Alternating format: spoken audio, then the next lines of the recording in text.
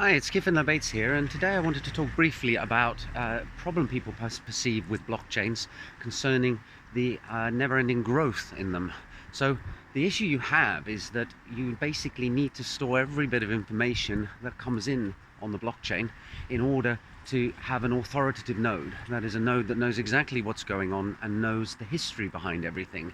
Now, you can, in some blockchain systems, run lightweight nodes where you prune stuff that's not important to you. So, for example, Ethereum has that. In fact, it has 3 different kind of nodes.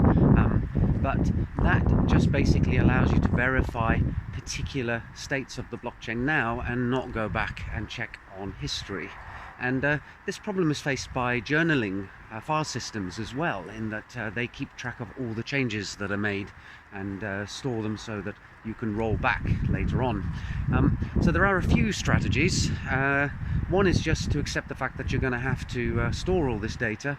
At the moment, the Bitcoin blockchain, for example, is at about a quarter of a terabyte, which is not actually that huge in data terms.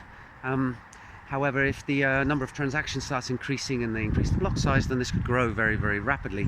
The second approach is where you extract all the relevant transactions into a database, and then you just kind of prune off the early parts of the blockchain. That way you're trusting that there won't be a massive rewrite, which there shouldn't be. And in any case, in blockchains you generally suck all the data out into a database anyway, because they're much quicker to search. So you can actually lose all the earlier blocks if you really want to, and just hold on to the last 200 or 300 or so. So that would reduce the size.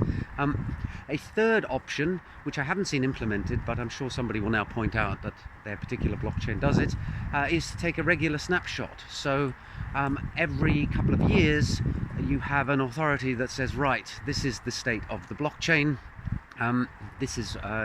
Here's a complete list of all the addresses with balances. Now we can forget about the history, and if everybody signs off on that, and then you can just delete everything before then, and that kind of reduces the blockchain back down to a more manageable size. But it's not an optimal strategy for an open public blockchain. That would work better for example, a permissioned blockchain, where you actually have maybe a set of super users who you trust more than the general public, and who you can allow to do that kind of snapshot and pruning.